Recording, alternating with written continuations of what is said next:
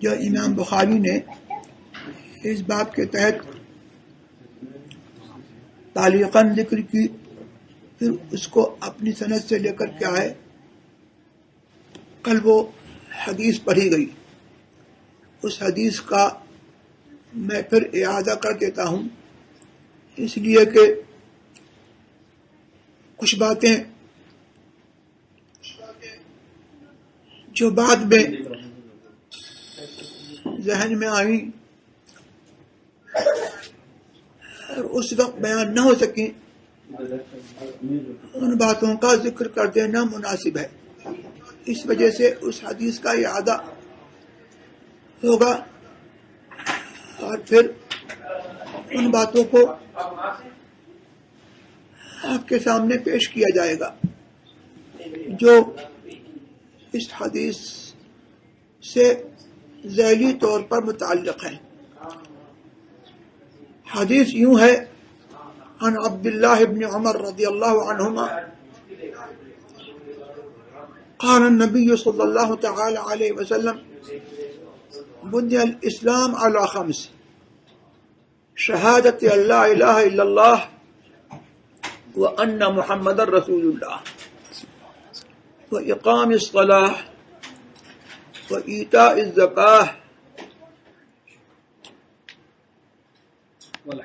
والحج وصوم رمضان او كما قال النبی صلی اللہ تعالی علیہ وسلم. عبداللہ ابن عمر رضی اللہ تبارک و تعالی عنہما سے مروی ہے، انہوں نے فرمایا کہ اسلام یعنی ایمان، اسلام اور ایمان دونوں مترادف ہیں، اسی لیے امام بخاری اس حدیث کو کتاب الایمان میں لائے. اور امور ایمان میں جو اساسی چیزیں ہیں اور جو اس کے اصل فرائض ہیں اور اہم فرائض ہیں ان کو ذکر کیا. اور ان فرائض میں جو تمام فرائض کی جان ہے اور بنیاد ہے کہ جس کے بغیر کوئی فرض یا نفل صحیح نہیں ہوتا، پہلے اس کو ذکر کیا کہ شہادت اللہ الہ الا اللہ، کہ اسلام کی بنیاد 5 چیزوں پر ہے. ایک یہ کہ گواہی دے کہ اللہ کے سوا کوئی معبود نہیں، اور دوسری یہ اس میں بات ہے کہ گواہی یہ دے کہ محمد صلی اللہ تبارک و تعالی علیہ وسلم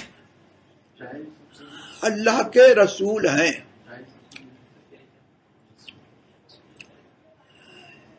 یہ پہلی بات. دوسری بات، نمازوں کو قائم رکھے. یہاں الصلاۃ مفرد ہے لیکن مراد یہاں پر جنس ہے، یعنی جنس نماز، جنس صلاۃ. تو یہ قوت میں ہے جمع کے، یعنی اقامت الصلوات الخمس، جو 5 نمازیں دن اور رات میں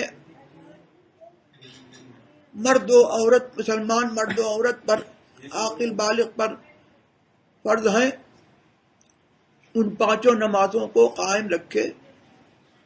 اور قائم رکھنے کا مطلب یہ ہے کہ ان کے فرائض، ان کے واجبات، ان کے شروط، ان کے ارکان، ان کے آداب اور مستحبات وغیرہ سب پر محافظت کرے. اور اس میں یہ بھی ہے کہ مرد نماز با جماعت پڑھیں، اور عورتوں کے لیے یہ ہے کہ عورتیں اپنے گھر میں نماز قائم رکھیں. پھر آیا وَإِيتَاءِ الزَّكَاةِ، زکوٰۃ دے، یعنی جو صاحب نصاب ہے، جس کے پاس سونے یا چاندی کا نصاب پورا ہے، یا ایک نصاب سونے یا چاندی کا دونوں کو ملا کر کے ہو جاتا ہے، یا اس کے پاس چرائی کے جانور ہیں، یا اموال تجارت، عروض تجارت ہیں، جن میں اس نے تجارت کی نیت کی ہے اور ان کو بالفعل تجارت کے لیے اس نے اپنی دکان میں رکھا ہے، تجارت کے لیے تیار رکھا ہے، تو ایسے اموال میں اس پر زکوٰۃ ہے۔ اور سونا چاندی میں زکوٰۃ کے سلسلے میں نیت کی شرط نہیں ہے، اس لیے کہ سونا اور چاندی جو ہے یہ ان میں مطلقاً زکوٰۃ واجب ہو جاتی ہے جبکہ نصاب بھر ہو۔ ان کا نصاب اس کے پاس ہے اور وہ حاجت اصلیہ سے اور دین سے فارغ ہے۔ حاجت اصلیہ یعنی کھانا پینا، رہنے کا مکان، اور دین سے فارغ ہو، فاضل ہو، نصاب پر بچے تو اس پر زکوٰۃ ہے۔ اب یہاں پر یہ ہے والحج، حج اس پر جو زاد و راحلہ کا مالک ہو، سواری کا مالک ہو، اور حج میں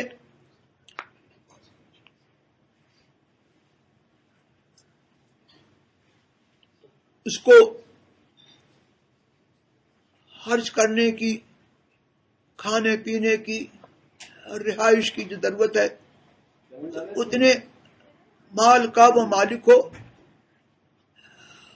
اور لوٹنے تب اپنے اہل و عیال کا نفقہ جو ہے اس کے پاس ہو، اس کے بعد جو فاضل ہو وہ زاد و راحلہ کا وہ مالک ہو، تو اس پر حج فرض ہے، حج کو جانا فرض ہے۔ اور اس کے بعد یہ ہے کہ صوم رمضان، رمضان کے روزے رکھے، جو صحیح عاقل بالغ صحیح تندرست ہے، غیر مریض اور غیر مسافر، اس کے اوپر جو ہے وہ روزہ فرض ہے۔ اور اگر مریض ہے تو اس کے کو یہ اختیار ہے کہ روزہ نہ رکھے اور دوسرے دنوں میں اس کی قضا کرے، اور اگر وہ شیخ فانی ہے کہ اس کے اچھے ہونے کی امید نہیں ہے تو وہ ہر روزے کے بدلے ایک مسکین کو بھرپیٹ خوراک کھلائے، یہ اس کے لیے جو ہے اس کے قائم مقام ہے۔ وَعَلَى الَّذِينَ يُطِيقُونَهُ فِدْيَةٌ طَعَامُ مِسْكِينٍ، جو لوگ روزے کی طاقت نہیں رکھتے ان کے اوپر یہ ہے کہ فدیہ دیں ایک مسکین کا کھانا۔ اب اس کے بعد یہ ہے کہ روزے کے بھی کچھ شرائط ہیں کہ عورتوں میں یہ ہے کہ غیر حائض اور غیر نفسا، جو حیض و نفاس میں نہ ہو اس کے اوپر روزہ فرض ہے، اور حیض والی اور نفاس والی پر روزہ نہیں ہے، جب وہ پاک ہو جائے تو روزہ رکھنا شروع کرے، اور جن دنوں میں اس کو حیض و نفاس آیا ان دنوں میں روزہ نہیں رکھ سکتی، ان دنوں کی وہ قضا کرے۔ اور یہ جو کچھ بیان ہوا یہ سب فرائض اعیان ہیں، ان میں نیابت نہیں ہو سکتی، یعنی یہ نہیں ہو سکتا کہ کوئی کسی کی طرف سے نماز پڑھ لے یا کوئی کسی کی طرف سے حج روزہ رکھ لے، یہ نہیں ہو سکتا، سوائے حج کے کہ حج میں یہ ہو سکتا ہے کہ اگر اس کو استطاعت نہیں ہے جانے کی تو وہ دوسرے کو بیچ سکتا ہے حج بدل کے طور پر، اور زکوٰۃ میں بھی یہ ہے کہ کسی کو وکیل بنا دے اپنی زکوٰۃ دینے کا تو نیابتاً اس کی طرف سے اس کی زکوٰۃ ادا ہو جائے گی۔ اور روزے اور نماز میں یہ نہیں ہو سکتا کہ کوئی کسی کو نائب بنائے اور کہے کہ میری نماز تم پڑھ لو یا میرا روزہ تم پڑھ لو۔ لا يصلي احد عن احد ولا يصوم احد عن احد، حضور نے فرمایا کہ کوئی کسی کی طرف سے نماز نہ پڑھے اور نہ کوئی کسی کی طرف سے روزہ رکھے۔ اب جو میت انتقال کر گیا تو اس کی طرف سے بھی جو اس پر نمازیں ہیں ان کی قضا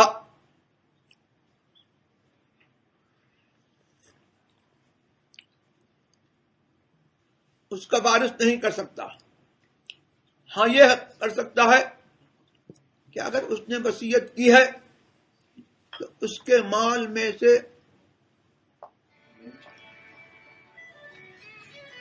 جو فدیہ ہے اور جو فطرے کی خوراک ہے وہ نمازوں کا حساب لگا کر کے، روزوں کا حساب لگا کر کے اس کو دے دے۔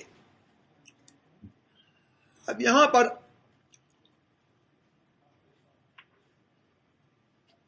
بعض فرائض وہ ہیں کہ جو عمر میں کبھی ساقط نہیں ہوتے، ان میں سب سے پہلا فرض جو ہے شہادت اللہ الہ الا اللہ وان محمد رسول اللہ، اللہ کے سوا کوئی معبود نہیں اور محمد اللہ کے رسول ہے صلی اللہ تعالی۔ یہ وہ فرض ہے کہ جو دل کے اوپر، قلب کے اوپر یہ ہمیشہ فرض ہے، اور کبھی یہ فرض جو ہے وہ اس کا جو ہے ساقط نہیں ہو سکتا، مرتے دم تک جو ہے یہ فرض جو ہے ساقط نہیں ہوگا، یہ وہ فرض ہے۔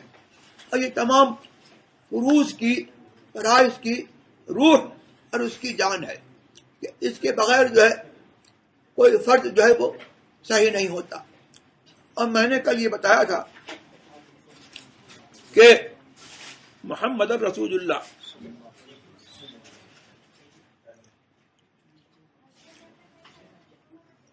کلمہ یہ بتاتا ہے کہ حضور سرور عالم صلی اللہ تبارک و تعالی علیہ وسلم کی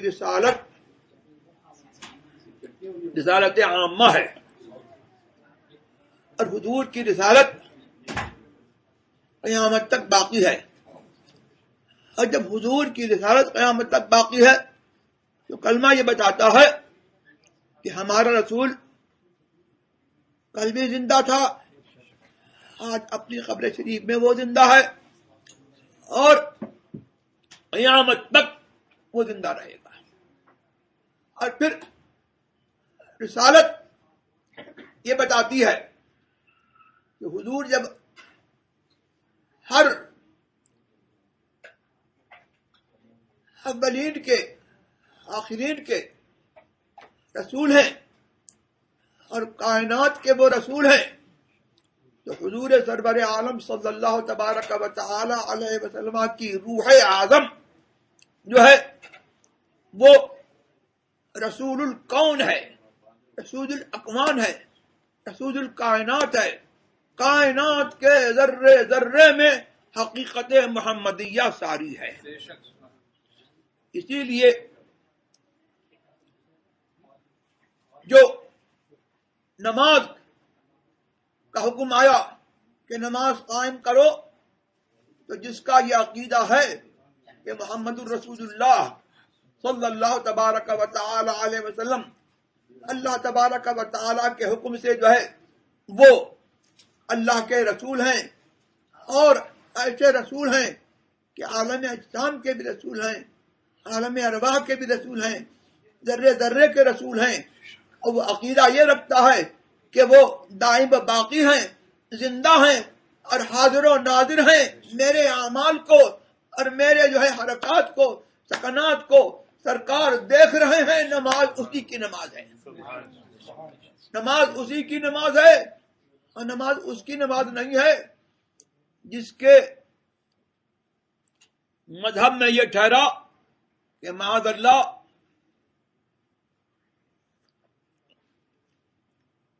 اگر گدھے اور بیل کا خیال آ جائے گا تو نماز نہیں جائے گی، اور سرکار کی تعظیم کا خیال آیا تو نماز چلی جائے گی. وہ نماز اس کی نماز نہیں ہے. نماز اس کی نماز ہے جس کے دل میں محمد الرسول اللہ کا نور موجود ہے، اور جو محمد الرسول اللہ کو حاضر و ناظر سمجھتا ہے. نور الہ کیا ہے؟ محبت رسول کی. جس دل میں یہ نہ ہو وہ جگہ گاہ وخر کی ہے. اور نماز ان لوگوں کی نماز ہے جو فاتحہ والے ہیں. نماز میں فاتحہ پڑھنا جو ہے واجب ہے، اور فاتحہ کے اسرار سے جو واقف ہیں نماز ان کی نماز ہے. فاتحہ میں کیا ہے؟ ایاک نعبد و ایاک نستعین. اللہ نے ہم کو حکم دیا ایاک نعبد و ایاک نستعین. یوں عرض کرو اے اللہ ہم تجھی کو پوچھتے ہیں، و ایاک نستعین اور تجھی سے مدد چاہتے ہیں. میں پوچھتا ہوں کہ اللہ تبارک و تعالی نے یہاں پر جو ہے فرد واحد کو، تنہا ایک ایک فرد کو، انڈیویڈول پرسن کو یہ کیوں حکم دیا کہ تم جو ہے ایسے کہو کہ ہم تو جمع کا صیغہ ہے نا، بولو ہم جمع کا صیغہ ہے. تو اب اللہ نے یہ حکم کیوں دیا؟ ہم ایک شخص اپنے لیے ہم کہے تو یہ تو تکبر اور اہل تکبر کی شان ہے کہ وہ اپنے آپ کو جمع کے صیغے سے یاد کرتے ہیں. تو اللہ تبارک و تعالیٰ نے معاذ اللہ تکبر کا حکم تو نہیں دیا ہے. کیا مطلب ہے؟ مطلب یہاں کچھ اور ہے. اللہ نے سورہ فاتحہ کا پڑھنا ہمارے پر واجب کیا. ایاک نعبد و ایاک نستعین یہ پڑھنا ہمارے پر واجب کیا، اور اس قرات کے ساتھ جو ہے اس تلاوت کے حکم سے ہم پر یہ واجب کیا کہ ہم اللہ تبارک و تعالی کا اقرار کی، اللہ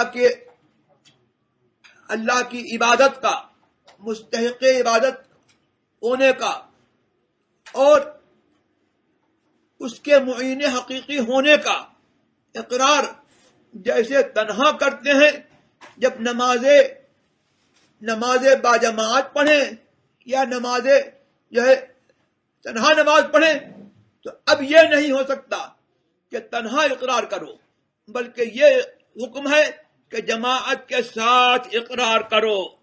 یہاں پر جو ہے کیا پتہ لگا؟ یہ پتہ لگا کہ حضور سرور عالم صلی اللہ تبارک و تعالی علیہ وسلم کی تعظیم سے جو لوگ روکتے ہیں، اور اولیاء کرام اور محبوبان اعظام کی تعظیم جن کے دھرم میں شرک ہے، اللہ تبارک و تعالی کا منشا یہ ہے کہ عبادت میری کرو، لیکن میرے محبوبان خدا کو ساتھ میں لے کر کے، اور سرور انبیاء سرور عالم صلی اللہ تبارک و تعالی علیہ وسلم کا تصور کر کے جو ہے اب اقرار کرو ایاک نعبد، میں جو ہے محمد الرسول اللہ کی روحانیت کے ساتھ، غوث اعظم کے ساتھ، بزرگان دین کے ساتھ، سادات مارحرہ کے ساتھ، اے اللہ میں ان سب کے ساتھ اقرار کر رہا ہوں کہ ہم تجھی کو پوچھتے ہیں اور تیری عبادت کرتے ہیں۔ اب اگر کوئی چاہے کہ اس کو جو ہے بدل دے اور کہے کہ ایاک نعبد نہیں کہ ایاک اعبد، میں تجھ سے بدل چاہتا ہوں، وہ ایاک استعین، تو جو بدلے گا وہ بدل جائے گا۔ قرآن میں تحریف جو ہے وہ کفر ہے۔ معلوم یہ ہوا کہ منکرین وسیلہ جو وسیلے کا انکار کرتے ہیں اور جو تعظیم نبی سے جو ہے بھاگتے ہیں، اللہ نے ان کے اوپر بھی جو ہے تعظیم نبی اور جو ہے وسیلہ جو ہے مسلط کر دیا ہے۔ لیکن اب نماز جو ہے اس کی مقبول ہوگی جو خوشی سے جو ہے وسیلہ اختیار کرتا ہے، اور جو قہرن جبرن جو ہے وسیلہ اختیار کرتا ہے، نماز اس کی نماز نہیں ہے۔ اب یہاں اب آئیے، یہ تو فاتحہ میں ہے، اب فاتحہ والے ہم ہیں کہ ہم جو ہے فاتحہ پڑھتے ہیں، فاتحہ کے اسرار سے واقف ہیں، اور وہ فاتحہ پڑھتا ہے لیکن نماز میں تو فاتحہ پڑھتا ہے، اور نماز کے بعد جو ہے جب فاتحہ پڑھی جائے تو کہتا ہے شرک ہو گیا، بدعت ہے، حرام ہے۔ تو یہ قرآن کریم پڑھنا جو ہے، کھانے پر قرآن کریم پڑھنا یا کسی مجلس میں قرآن کریم پڑھنا یا فاتحہ پڑھنا جو ہے، یہ کیسے حرام ہو سکتا ہے؟ یہ اپنی طرف سے جو ہے شرک اور بدعت کے جو ہے فتوے جو ہے یہ ٹھوکتے ہیں۔ اب یہاں پر جو ہے معلوم یہ ہوا کہ فاتحہ والے ہم اہل سنت والجماعت ہیں، اور فاتحہ کی برکات ہمارے ہاتھ نصیب میں ہیں، اور نماز جو ہے وہ ہماری نماز ہے۔ اب میں نے کہا تھا کہ وہ ایسے نماز پڑھے، عقیدہ رکھے کہ میری نماز کو سرکار دیکھ رہے ہیں، اور میری نماز میں جو ہے سرکار جو ہے میرے نصب العین ہیں، اور تمام نمازیوں کے نصب العین ہیں، قرۃ العین ہیں، ایسے نماز پڑھے تو اس پر جو ہے اس کی سند دیجئے۔ اللہ نے پہلے جب ہم کو اپنی بارگاہ میں کھڑا کیا تو عرض یہ ہم کو کہا کہ ایاک نعبد و ایاک نستعین، عرض کریں اور جو ہے اس طور پر عرض کریں کہ ہم جو ہے اہل اللہ کو محبوبان خدا کے ساتھ جو ہے اقرار کریں کہ ہمارا اقرار جو ہے اگر جو ہے وہ قابل قبول نہیں ہے تو یہ تو قابل قبول ہیں، تو ان کے ساتھ جو ہے اور ان کی برکت سے جو ہے ہماری نماز بھی جو ہے قبول ہو جائے گا، ہمارا اخلاص بھی قبول۔ آئی بات سمجھ میں؟ اب آئیے التحیات، نماز پڑھ رہے ہیں آپ، نماز جب ختم ہونے کو آئی تو آپ نے کہا التحیات للہ الصلوات والطیبات، تمام تحیتیں اللہ کے لیے، الصلوات اور تمام بدنی عبادتیں اللہ کے لیے، والطیبات تمام مالی عبادتیں اللہ کے لیے۔ اب یہ تو اللہ کی عبادت ہے، لیکن اللہ نے کہا کہ اب جو ہے یہ تو تم نے کہہ لیا عبادت جو ہے میری نماز جو ہے میری عبادت ہے، وہ بغیر تعظیم نبی اور پوری نہیں ہو سکتی۔ اب یوں عرض کرو السلام علیک ایھا النبی ورحمۃ اللہ وبرکاتہ۔ اب یہاں پر جو ہے السلام علیک ایھا النبی جو ہے یہ میں پوچھتا ہوں کہ اللہ نے کہا کہ السلام علیک ایھا النبی، اے نبی آپ کے اوپر سلام ہو اور اللہ کی رحمتیں ہوں اور اس کی برکتیں ہوں، تو یہ جو ایڈریس کا ڈیوائس ہے آپ تم، یہ کس کے لیے ہوتا ہے؟ بولو یہ کس کے لیے ہوتا ہے؟ جو سامنے ہو، جو حاضر ہو، جو زندہ ہو. اب یہاں پر جو ہے السلام علیکم ایھا النبی جو ہے یہ کافی خطاب بتا رہا ہے کہ تمہارا نبی جو ہے زندہ بھی ہے اور سامنے بھی ہے، حاضر بھی ہے، اور خاص حالت نماز میں جو ہے وہ تم کو دیکھ رہا. ہاں اب یہاں پر جو ہے اسی لیے امام ابن حجر عسقلانی رحمت اللہ تبارک و تعالی علیہ نے جو ہے یہاں پر جو ہے یہ نکتہ بیان کیا. وَيُحْتَمَلُ أَن يُقَالَ عَلَى طَرِيقِ أَهْلِ الْعِرْفَانِ أَنَّ الْمُصَلِّينَ لَمَّا اسْتَفْتَحُوا بَابَ الْمَلَكُوتِ وَأُذِنَ لَهُمْ بِالدُّخُولِ فِي حَرِيمِ الْحَيِّ الَّذِي لَا يَمُوتُ التفتوا فإذا الحبيب في حرم الحبيب حاضر فأقبلوا عليه قائلين السلام عليك أيها النبي. یعنی نمازیوں نے جو ہے جب ملکوت کا دروازہ جو ہے وہ کھولا اپنی نماز کے ذریعے سے اور ان کو جو ہے اجازت ملی کہ حی لا یموت اللہ کے حرم میں جو ہے اور اس کی بارگاہ میں جو ہے وہ حاضر ہوں اور اس سے قریب ہو کر کے بیٹھے. انہوں نے جو ہے اللہ کی بارگاہ میں جو ہے جب نظر التفات کی تو دیکھا اللہ کا حبیب حرم حبیب میں حاضر ہے تو کہنے لگے السلام علیکم ایھا النبی. اسی کو جو ہے حضرت شیخ عبدالحق محدث دہلوی نے جو ہے یوں ارشاد فرمایا کہ منید حضرت صلی اللہ تعالی علیہ وسلم در جمیع احوال و اوقات خصوصاً در حالت نماز شاہد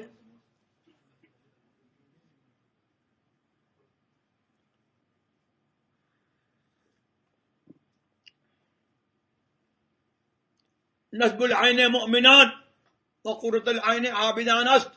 پس مسلی را باید کہ ازی شہود غافل نہ گردد تاب انوار قرب و معرفت متنبر گردد. یعنی حضور سرور عالم صلی اللہ تبارک و تعالی علیہ وسلم کا معاملہ یہ ہے کہ وہ ہر حالت میں اور ہر تمام احوال میں جو ہے وہ حاضر ہیں اور ناظر ہیں، خصوصاً نمازیوں کے سامنے اور عبادت گزاروں کے سامنے وہ ان کے نصب العین ہیں، قرۃ العین ہیں. تو مسلی کو چاہیے کہ وہ السلام علیکم ایھا النبی اس طور پر جو ہے پڑھے کہ میرا نبی جو ہے میرے سامنے جو ہے جلوہ فرما ہے، میں اس کو دیکھ رہا ہوں. اگر میں اس کو نہیں دیکھ رہا ہوں تو میرا نبی ضرور اس کو دیکھ رہا ہے. حضور نے جو ہے اللہ تبارک و تعالیٰ کی عبادت کا یہ طریقہ بتایا.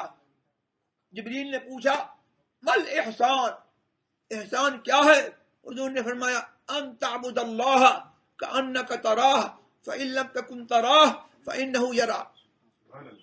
عبادت کرو اللہ کی ایسے جیسے کہ تم ان کو دیکھ رہے، تم اس کو دیکھ رہے ہو، اور اگر تم اس کو نہیں دیکھ رہے ہو فإنہ یراک تو وہ تم کو ضرور دیکھ رہا ہے.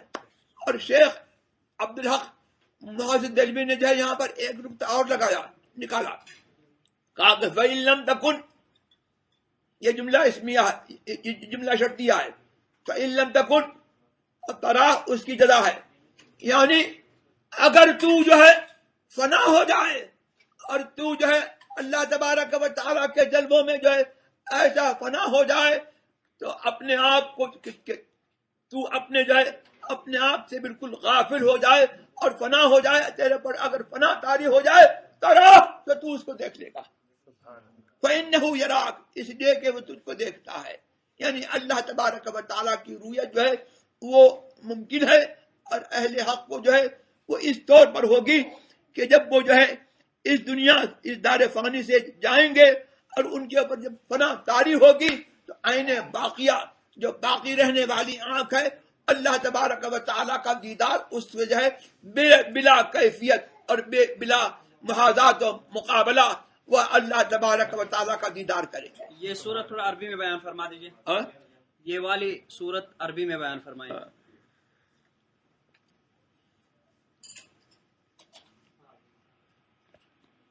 افاد الشیخ عبدالحق المحدث الدہلوی ان بعض الصوفیة قال فإن لم تكن تراه فإنه يراك قال فإن لم تكن ترى فإن لم تكن هذه جملة شرطية وتراه هذا جزاء الشرط أي إذا تفانيت عن وجودك تحققت لك رؤية الله سبحانه وتعالى. وهذا يدل على أن رؤيته سبحانه وتعالى ممكنة جائزة، والمؤمنون سوف يرونه بعين باقية إذا تفانوا يرونه بعين باقية. وعلى ذلك شواهد من التنزيل حيث قال سبحانه وتعالى وجوه يومئذ ناظرة إلى ربها ناظرة.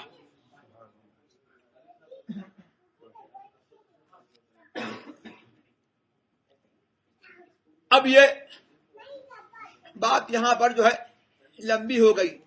مطلب یہ ہے کہ حضور سرور عالم صلی اللہ تبارک و تعالی علیہ وسلم کی رسالت پر ایمان رکھ کر کے اور ان کو حاکم مطلق سمجھ کر کے جو نماز پڑھے اس کی نماز ہے، اور جو زکوٰۃ یوں دے کہ میں اللہ کے حکم سے رسول کے حکم سے اللہ کا مال رسول اللہ کا مال راہ خدا میں خرچ کر رہا ہوں، زکوٰۃ اس کی زکوٰۃ ہے. میں تو مالک ہی کہوں گا کہ ہم مالک کے حبیب یعنی محبوب و محب میں نہیں میرا تیرا.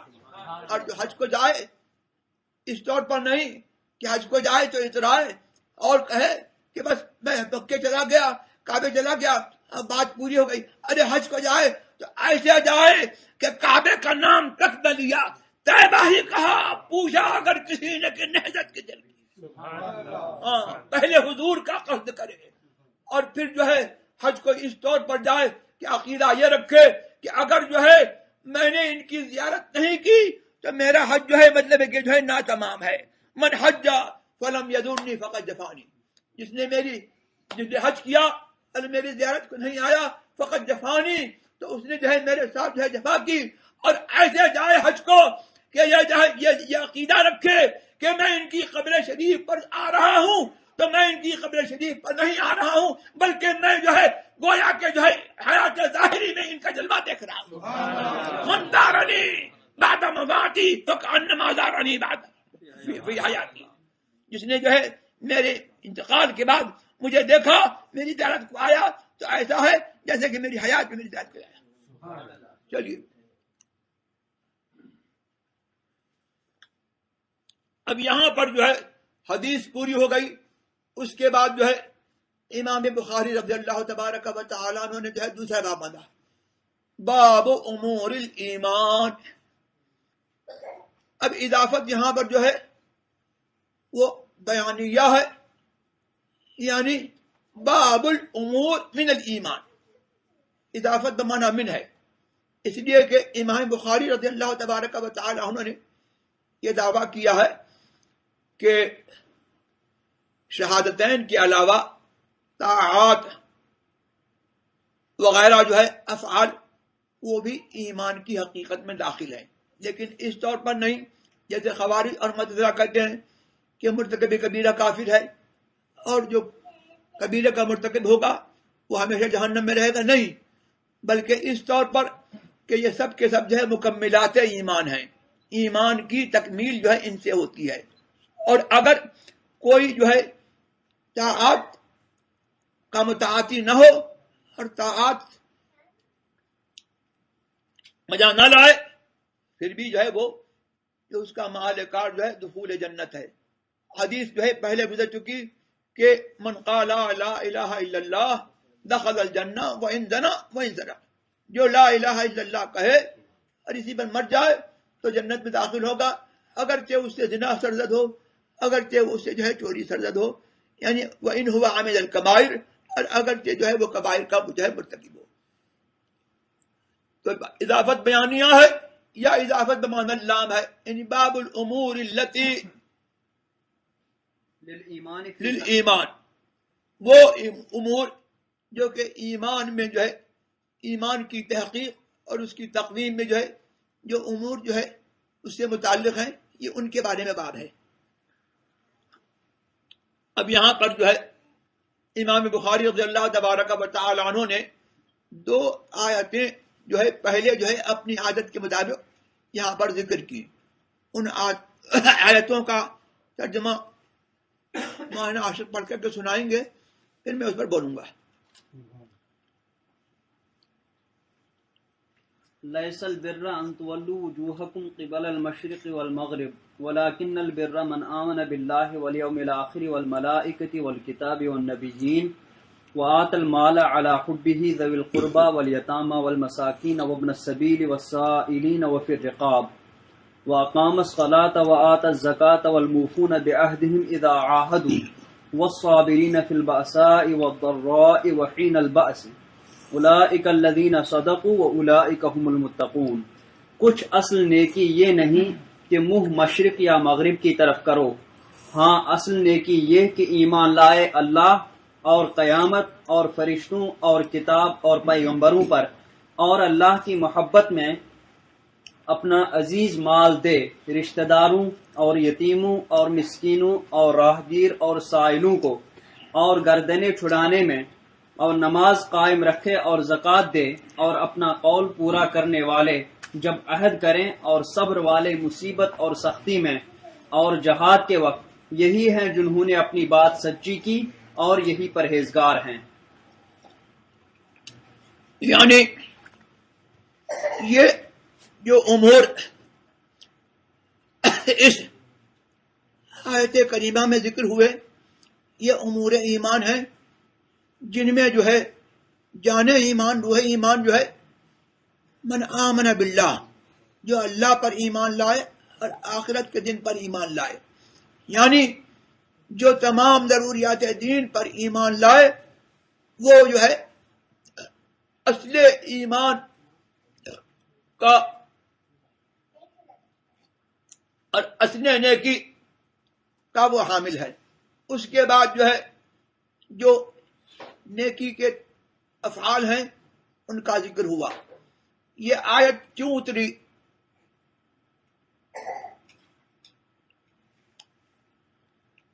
یہودی مغرب کی طرف منہ کر کے بیت المقدس کی طرف منہ کر کے نماز پڑھتے تھے، اور نصرانی پورب کی طرف منہ کر کے نماز پڑھتے تھے، اور اس سلسلے میں جو ہے وہ بہت خوض کرتے تھے، اور ان لوگوں میں جو ہے آپس میں یہ اختلاف تھا کہ مغرب کی طرف نماز پڑھ کر کے کیا اصل نیکی ہے یا پورب کی طرف.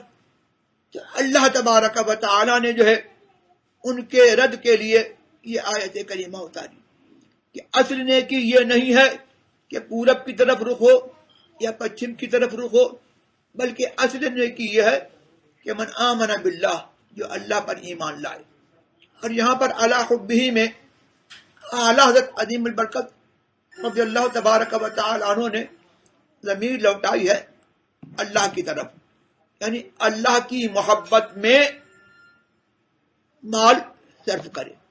اور اللہ کی محبت جو ہے وہ رسول اللہ کی محبت بعین ہی اللہ کی محبت ہے، بلکہ اللہ کی محبت رسول کی محبت کے بغیر ہو ہی نہیں سکتی.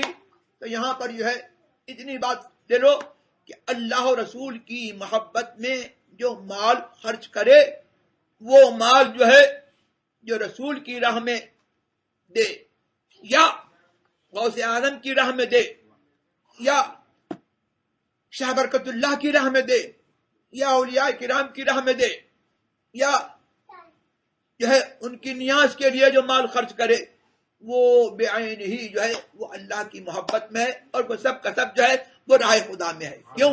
اس لیے کہ یہ حضرات وہ ہیں کہ جو بارگاہ الہی کے مقرب ہیں، اور کبھی بارگاہ الہی سے جو ہے یہ جدا نہیں ہو سکتے. ان من احبائی من خلقی و اولیائی من عبادی الذین یذکرون بذکری اذکر بذکرہم. میرے خلق میں، میرے پیارے اور میرے بندوں میں میرے اولیاء وہ ہیں کہ الذین یذکرون بذکری، کہ جب میری یاد ہوتی ہے تو ان کی یاد ہوتی ہے، اور جب ان کی یاد ہوتی ہے تو میری یاد ہوتی. ہاں اب یہاں پر جو ہے یہ ضمیر یہ ایک وجہ ہے، اور ایک وجہ یہ ہے کہ مال کی محبت کے باوجود مال خرچ کرے، یعنی ضمیر لوٹی عقل مذکور کی طرف جو کہ مال ہے، اور ایک یہ ہے کہ ضمیر لوٹ رہی ہے ایتاء کی طرف. ایتاء مصدر جو ہے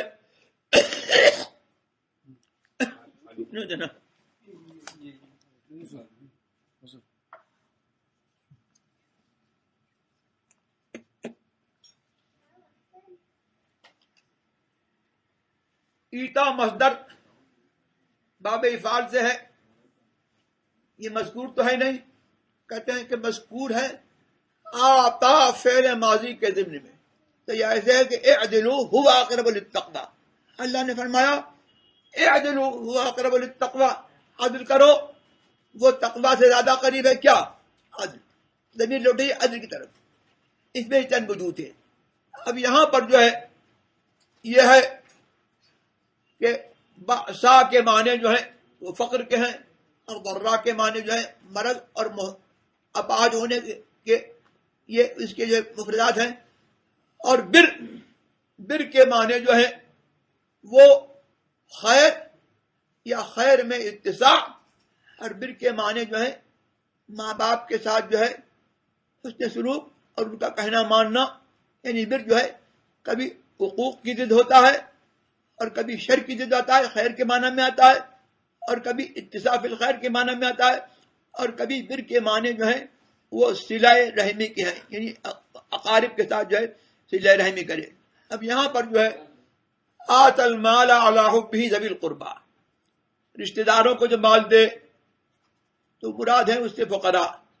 اگر فقراء قرابت دار جو غریب قرابت دار ہیں ان کے ساتھ حسن سلوک کرے، ان کو مال دے تو دوہرا ثواب ہے، ایک صلہ رحمی کا اور دوسرا جو ہے ان کو جو ہے صدقہ دینے کا. اب یہاں یہ ہے کہ حضرت ابو ذر رضی اللہ تبارک و تعالی عنہ سے کوئی شخص نے پوچھا کہ بر کیا ہے، ایمان کیا ہے؟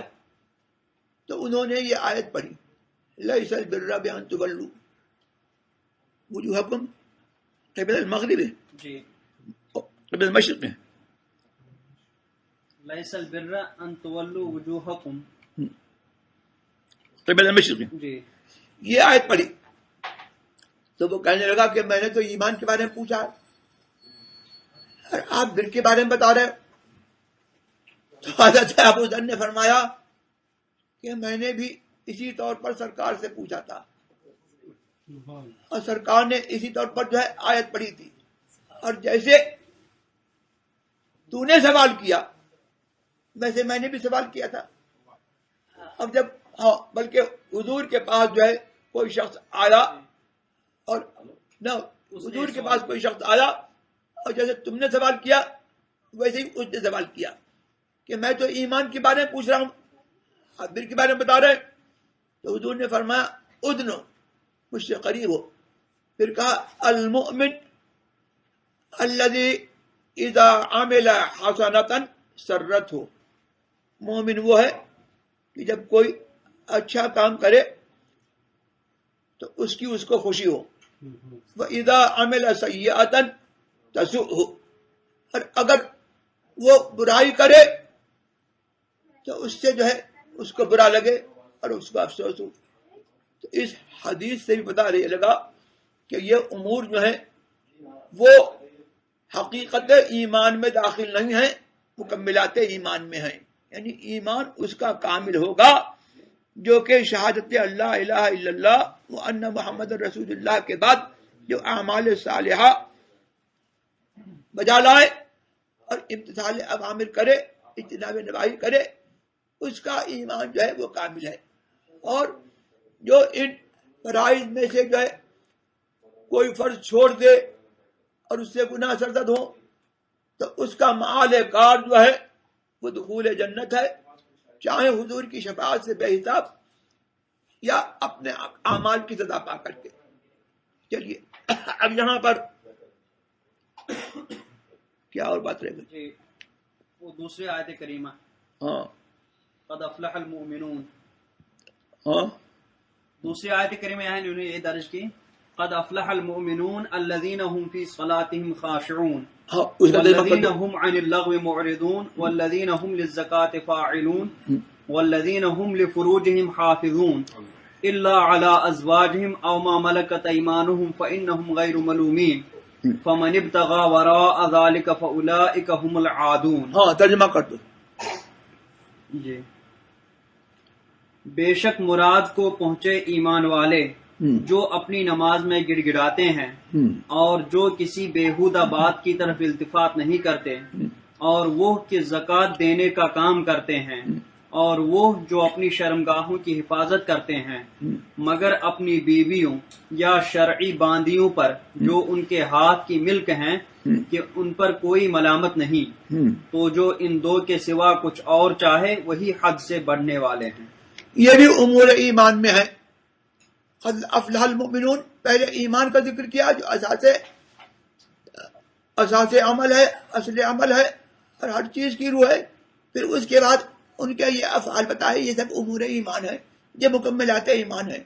اب یہاں پر ایک بات مجھے یاد آئی اور مجھے بتانا تھی، وہ یہ ہے کہ حضرت ابو ذر رضی اللہ تبارک و تعالی عنہ سے کسی نے جب ایمان کے بارے میں پوچھا تو انہوں نے حضور کا واقعہ یاد کیا اور کہا کہ حضور کی خدمت میں ایسے ایک آدمی آیا تھا اور اس نے ایمان کے بارے میں پوچھا تھا، اور جیسے تو نے نہیں مانا مگر یہ کہ یہ ایمان کے بارے میں بتایا جائے ایسے ہی اس نے بھی نہیں مانا تھا.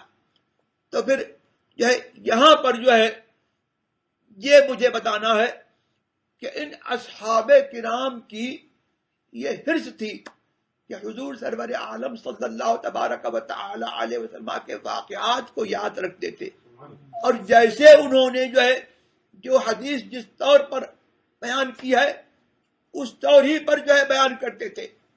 یہ بھی کر سکتے تھے کہ ایمان کا معنی براہ راست بتا دیتے، لیکن یہ یاد کرنا اور یہ بتانا اس بات کی دلیل ہے کہ ان لوگوں کا معاملہ یہ تھا کہ حضور سرور عالم صلی اللہ تبارک و تعالی علیہ وسلم کی ایک ایک بات کو اگرچہ وہ غیر اختیاری ہو، اگرچہ اس میں سرکار کی طرف سے یہ مطالبہ نہ ہو کہ جیسے میں نے کیا ہے ویسے کرو، اگرچہ وہ سنت خدا نہ ہو، ان حضرات کا معاملہ یہ تھا کہ حضور کی ہر بات یاد رکھنے کے قابل ہے اور حضور کا ہر چلن جو ہے وہ ہمارے لیے لائق اقتداء ہے.